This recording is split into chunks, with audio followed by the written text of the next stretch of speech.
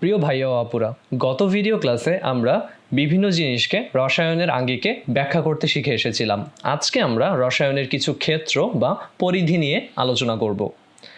আসলে যেখানে পদার্থ আছে সেখানেই কিন্তু রসায়ন আছে। এই যে আমাদের বায়ুমণ্ডলে বিভিন্ন ধরনের গ্যাসীয় পদার্থ থাকে, বা আমরা যেই মাটির উপরে বসবাস করছি সেই মাটিতেও কিন্তু প্রতি মুহূর্তে ঘটে যাচ্ছে অসংখ্য পরিবর্তন। শুধুমাত্র বর্তমান সময় নয়, বরং সুদূর অতীতেও এই পরিবর্তনগুলো ঘটেছে। যেমন যখন এই পৃথিবীটার জন্ম হলো তখন কিন্তু পৃথিবী এমন ছিল না। পৃথিবী ছিল কি অত্যন্ত উত্তপ্ত, অত্যন্ত গরম। সেখানে কোনো বাতাস ছিল না কোনো জীবের অস্তিত্ব।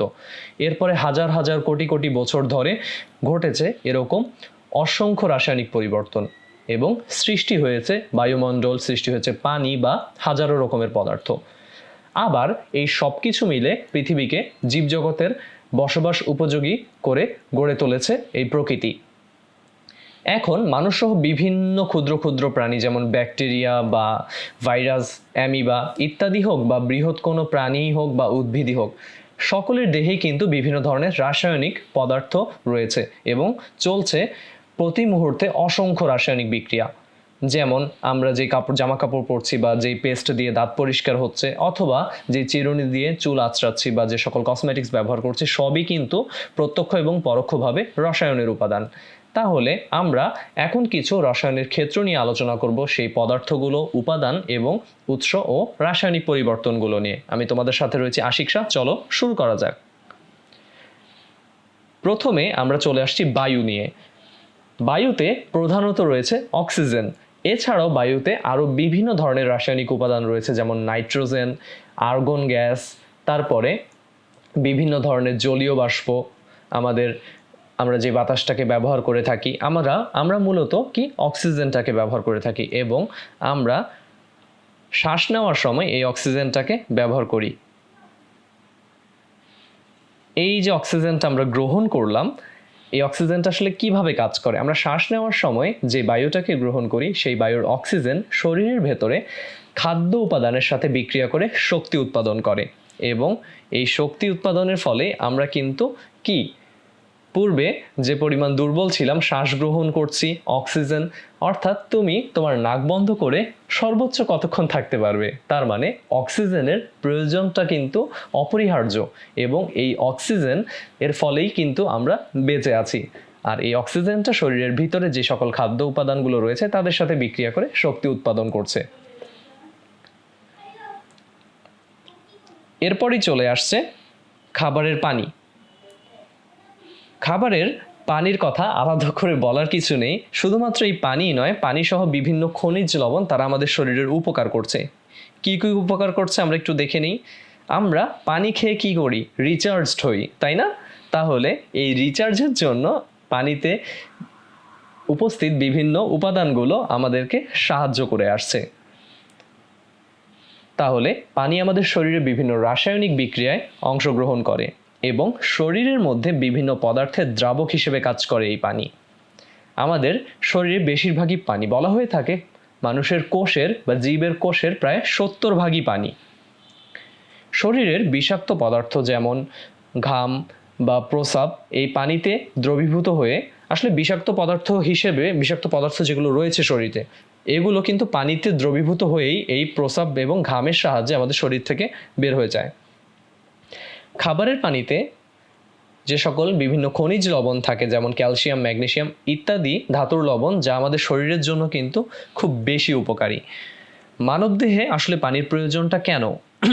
একটু খেয়াল করলে দেখবে আমাদের পরিপাক তন্ত্রে নিয়মিত পানি পান করলে কি হয়, আমাদের লালা গ্রন্থিগুলো শুকিয়ে যায় না, ফলে কি হয়, সহজে লালা নিঃসৃত হয় এবং খাবার হজম হয়। আর পানির কারণে মুখ, নাক, চোখ ইত্যাদি অঙ্গ ভেজা থাকে, যা বিভিন্ন সময় ক্ষতির হাত থেকে রক্ষা করে এই অঙ্গগুলোকে। এমনকি মিষ্টি খাওয়ার পরে পানি পান করলে দাঁতকে ক্ষয় থেকে বাঁচানো যায়। ত্বকের উজ্জ্বলতা বাড়াতেও কিন্তু পানির প্রয়োজনীয়তা অপরিসীম। এছাড়া মস্তিষ্কের গঠন এবং কার্যকারিতায় পানির গুরুত্ব অনেক বেশি। আর দীর্ঘ সময় পানি পান না করলে স্পাইনাল কর্ড ক্ষতিগ্রস্ত হওয়ার কিন্তু একটা সম্ভাবনা থাকে। হজমের যে কোনো সমস্যা সমাধানে, কোষ্ঠকাঠিন্য বা অ্যাসিডিক সমস্যায় আমরা কিন্তু পানি পান করি, এবং পানি পান করাটা জরুরি। শরীরের ব্লাড প্রেশার বা উচ্চ রক্তচাপ নিয়ন্ত্রণে কিন্তু পানি খুব গুরুত্বপূর্ণ ভূমিকা পালন করে। এছাড়াও কিডনিতে শরীরের তরল পদার্থ নিয়ন্ত্রণ করে এই পানি। আর অপর্যাপ্ত পানের কারণে কিডনিতে কিন্তু পাথর ছাড়াও দেখা দিতে পারে নানা ধরনের সমস্যা। তাহলে এই পানি এবং পানিতে উপস্থিত বিভিন্ন ধরনের খনিজ লবণ বা খনিজ উপাদান আমাদেরকে কি সাহায্য করছে রিচার্জ হতে। এখানে দেখো ব্যাটারিটাতে কোনো চার্জ নেই, তার মানে আমরা পানি পান করছি তখন কি আমাদের শরীরটা রিচার্জ হচ্ছে। এরপরই চলে আসছে সার। সারের ভূমিকা আমাদের কৃষিক্ষেত্রে অপরিসীম এবং এই সারে কিন্তু বিভিন্ন ধরনের উপাদান থাকে। একটু খেয়াল করে দেখো, এখানে দেখানো হচ্ছে নাইট্রোজেন, যার সংকেত কি N, যার প্রতীক আসলে অক্সিজেন, তার সংকেতটা হচ্ছে O2, অক্সিজেন অণু হিসেবে ব্যবহৃত হয়। Carbon, phosphorus, calcium, magnesium, potassium সহ রয়েছে অসংখ্য উপাদান। সারের উপাদানগুলোকে আমরা দুই ভাগে ভাগ করি উদ্ভিদের প্রয়োজনীয়তা অনুসারে, অর্থাৎ উদ্ভিদের জন্য এই উল্লেখিত যে মৌলগুলো দেখালাম এগুলোর খুব গুরুত্বপূর্ণ ভূমিকা রয়েছে, অর্থাৎ এগুলো উদ্ভিদের জন্য খুবই প্রয়োজনীয় উপাদান। এই প্রয়োজনীয় উপাদানগুলোকে প্রধানত দুই ভাগে ভাগ করা হয়ে থাকে, একটা হচ্ছে মুখ্য উপাদান, আরেকটা হচ্ছে গৌণ উপাদান। তার মানে নাম শুনেই তোমরা বুঝতে পারছো যে মুখ্য উপাদানগুলো কি উদ্ভিদের জন্য একদম অপরিহার্য, আর গৌণ উপাদানগুলো কখনো কখনো প্রয়োজন, কখনো কখনো আবার প্রয়োজন নয়, কিন্তু তাদের ভূমিকাও কিন্তু অপরিসীম। বিভিন্ন সারে এসব মৌলের যৌগ থাকে, তাই বিভিন্ন ধরনের সার উদ্ভিদের প্রয়োজনীয় পুষ্টিটাকে প্রদান করে। আমরা অনেক ধরনের সারের নাম শুনে এসেছি। প্রথমেই সবার মাথায় যে সারের নামটা আসে সেটা হয়তোবা ইউরিয়া সার, এবং ইউরিয়া কিন্তু নাইট্রোজেন সংবলিত একটা সার, এবং এটা দেখতে ধবধবে সাদা বা কখনো কখনো রংবিহীন। এই সারটার কিন্তু কোনো গন্ধ নেই। এই ইউরিয়া সার বা নাইট্রোজেন সারটা কিভাবে আমাদের উদ্ভিদের উপকার করছে? মাটিতে যখন নাইট্রোজেন পুষ্টি উপাদানের ঘাটতি হয় তখন কিন্তু ক্লোরোফিলের সংশ্লেষণের হারটা কমে যায়, ফলে গাছগুলো কি করে, স্বাভাবিক তার যে সবুজ বর্ণটা সেটাকে হারিয়ে ফেলে, তার পাতার আকারগুলো ছোট হয়ে যায় বা শাখা প্রশাখার যে সকল বৃদ্ধি সেটা হ্রাস পায়। তখন এই যে গাছগুলোর ফুল বা ফলের আকৃতি ছোট হয়ে যায়, ফলন কমে যায়। কিন্তু যখন এই আমরা নাইট্রোজেন যুক্ত ইউরিয়া সারটাকে প্রয়োগ করছি এই সমস্যাগুলো আর হয় না। তাই বলে এগুলো কিন্তু মাত্রাতিরিক্তও প্রয়োগ করা যাবে না, কারণ নাইট্রোজেনের মাত্রাটা যখন বেশি হয়ে যাবে গাছের কাঠামো বা গঠনগুলো কিন্তু দুর্বল হয়ে যাবে এবং ফুল ফল উৎপাদনে কিন্তু বিলম্বিত হবে, আর পোকামাকড় এবং রোগের আক্রমণও বেড়ে যেতে পারে। আর সবচেয়ে বাজে একটা প্রভাব সেটা হচ্ছে কি, অতিরিক্ত নাইট্রোজেন যদি তুমি ব্যবহার করো উদ্ভিদে, সেই উদ্ভিদের যে ফলটা সেটা খেতে কিন্তু একটু পানসে হয়। এরপরে আমরা আরও কিছু সারের নাম জানি, যেমন বলতে পারো টিএসপি সার বা ডিএপি সার বা এমওপি সার। এই সারগুলো কি করে, যেমন টিএসপি এবং ডিএপি সারগুলো মাটিতে যখন ফসফরাসের ঘাটতি ঘটে, এখানে টিএসপির পূর্ণরূপটা বলে ফেলা উচিত। টিএসপি মানে হচ্ছে ট্রিপল সুপার ফসফেট, আর ডিএপি মানে হচ্ছে ডাই অ্যামোনিয়াম ফসফেট। তার মানে নাম শুনেই তুমি বুঝতে পারছো সারগুলোতে কি এই সকল রাসায়নিক উপাদানের উপস্থিতি আছে, এবং বাংলাদেশে কিন্তু এই সার দুটোর ব্যবহার দিন দিন প্রচুর বৃদ্ধি পাচ্ছে, কারণ এরা ফসফেট সমৃদ্ধ সার। এখন এই ফসফেটগুলো আমাদের উদ্ভিদের কি কি উপকার করে? মাটিতে যখন ফসফরাসের ঘাটতি হয় তখন কাণ্ড এবং মূলের যে বৃদ্ধিটা সেটা হ্রাস পেয়ে যায়, পুরাতন পাতাগুলো অকালে ঝরে যায় বা ফুলের উৎপাদন কমে যায়, এমনকি পাতার পৃষ্ঠভাগ যেটা সেটাও নীলাভ সবুজ বর্ণ ধারণ করে। রোগ প্রতিরোধ ক্ষমতা উদ্ভিদের কমে যায়। যখন এই ফসফরাস বা ফসফেটযুক্ত সার প্রদান করা হচ্ছে তখন এই সমস্যাগুলো আর হচ্ছে না। এমওপি সারের কথা সবাই জানো, যেমন মিউরেট অফ পটাশ যে সারটা, এরা কি করে, এরা পটাশিয়াম এর ঘাটতিটাকে পূরণ করে উদ্ভিদের।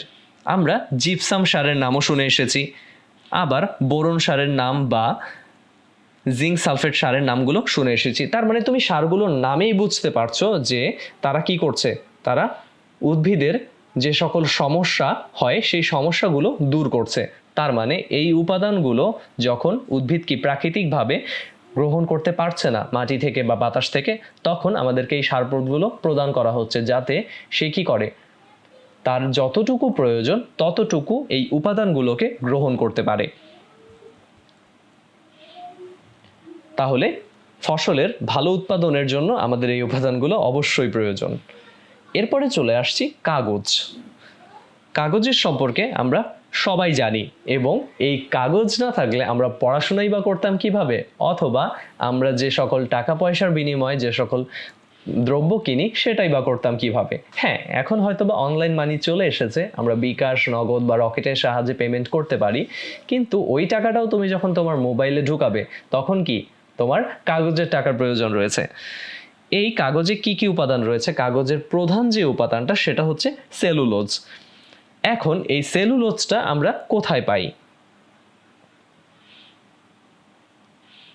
খেয়াল করে দেখো, কাগজের আবিষ্কারটা মানব সভ্যতার একটা অনন্য অবদান, এবং বাঁশ, আখের ছোবড়া ইত্যাদিতে প্রচুর পরিমাণ সেলুলোজ থাকে। এছাড়াও মাঝে মাঝে কাঠ, বাঁশ, ছেঁড়া কাপড়, ঘাস, পুরনো কাগজ ইত্যাদি দিয়েও কিন্তু কাগজ তৈরি করা হয়। তাহলে কাগজ তৈরির কারখানায় এই সমস্ত বস্তুগুলোকে বিভিন্ন ধরনের রাসায়নিক বিক্রিয়ার মাধ্যমে কাগজ তৈরি করা হয়ে থাকে। এবং এই কাগজ তৈরির ক্ষেত্রে খেয়াল করবে একটা জিনিস, সেটা হচ্ছে এই আঁশ জাতীয় এই উপাদান নিয়ে প্রথমে মণ্ড তৈরি করা হয়, তারপরে এই মণ্ডকে মেশিনের মাধ্যমে চাপ দিয়ে পাতলা আস্তরণ ফেলে শুকানো হয়, পরবর্তীতে সেটা কারখানায় বা বাণিজ্যিকভাবে কাগজ উৎপাদন করে।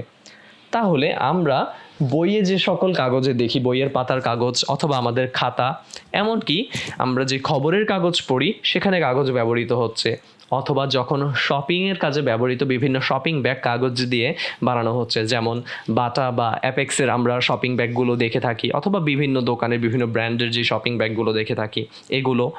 এমনকি আমরা যে টাকার কথা পূর্বেই বলে এসেছি, আবার কিছু কিছু ধরনের মোটা কাগজ রয়েছে যেগুলো আর্ট করার ক্ষেত্রে ব্যবহৃত হয়। যেমন তোমরা আর্ট পেপারের নাম শুনেছো, বিভিন্ন A4 size, A3 size, A2 সাইজের পেপার, আবার নিউজ প্রিন্ট, হোয়াইট প্রিন্ট পেপারের নামও শুনে এসেছো। তাহলে এই সব ধরনের কাগজে উপাদানটা সেলুলোজ, আর সেলুলোজ আসছে কোথা থেকে? এই যে বাঁশ বা আখের ছোবড়া ইত্যাদি থেকে। তাহলে আমরা খেয়াল করে দেখলাম যে আমরা যত বস্তু বা উপাদান ব্যবহার করছি না কেন, সবগুলোই প্রত্যক্ষ বা পরোক্ষভাবে রসায়নের মধ্যে থেকে আসছে। বিভিন্ন রাসায়নিক উপাদান সেখানে থাকছে, আবার কি তাদের যে উৎস এবং রাসায়নিক পরিবর্তনগুলো সেগুলোও রসায়নের সাথে সম্পর্কিত। বিভিন্ন রাসায়নিক বিক্রিয়ার মাধ্যমে এই জিনিসগুলোকে আমরা পাচ্ছি। তাহলে এই ছিল আজকের টপিক, যেখানে আমরা রসায়নের কিছু ক্ষেত্র নিয়ে আলোচনা করলাম, এবং ভাইয়া চেষ্টা করেছি তোমাদের বইয়ের টপিকগুলোর সাথে তোমাদেরকে ভালোভাবে পরিচয় করিয়ে দিতে। অর্থাৎ এই যে কাগজ বা বিভিন্ন সার বা আমাদের অক্সিজেন মানে বাতাস বা পানি, সবগুলোই কিন্তু তোমাদের বইয়ে আছে। তোমরা এর পাশাপাশি আমি সবসময় যে ঘটনাটা বলি, তুমি বিজ্ঞান বা রসায়নকে যত বেশি পর্যবেক্ষণ করবে তত বেশি জানতে তোমার একটা আগ্রহ সৃষ্টি হবে, এবং তত তুমি শিখতে পারবে। তাহলে শুধুমাত্র ভাইয়া যেগুলো পড়ালাম সেগুলোই নয়, বরং তুমি তোমার চারপাশে তাকিয়ে দেখো আরও কী কী রসায়নের উপাদান রয়েছে। তুমি যেই কাঠের চেয়ারটির উপর বসে আছো, সেই কাঠ কি? তার মধ্যে রসায়ন আছে, তার মধ্যে বিভিন্ন রাসায়নিক উপাদান, যে রাসায়নিক উপাদানটা আছে সেটা হচ্ছে আমাদেরকে জানতে হবে, তাই তো? আবার তুমি ধরো সাইকেল চালিয়ে এখন স্কুলে যাবে, সেই সাইকেলে লোহা রয়েছে, সেই সাইকেলে ব্যবহৃত স্টিল রয়েছে, বিভিন্ন প্লাস্টিক, বিভিন্ন ফাইবারের বডি রয়েছে, তাই না? আচ্ছা, আবার তুমি যখন স্কুলে যাচ্ছ, সেখানে তুমি বেঞ্চে বসে পড়াশোনা করছো, সেখানে ব্ল্যাকবোর্ডে চক দিয়ে লেখা হচ্ছে, এই সবগুলোই কিন্তু আসলে রসায়নের উপাদান। তাহলে রসায়ন ছাড়া কিন্তু আমরা আমাদের জীবনের একটা মুহূর্তকেও কল্পনা করতে পারি না। পরবর্তী ভিডিও ক্লাসে আমরা রসায়নের সাথে বিজ্ঞানের অন্যান্য যে শাখাগুলো আছে তাদের সম্পর্ক নিয়ে আলোচনা করব। তাহলে পরবর্তী ভিডিও দেখার আমন্ত্রণ জানিয়ে আজকে এখানেই শেষ করছি। আল্লাহ হাফেজ।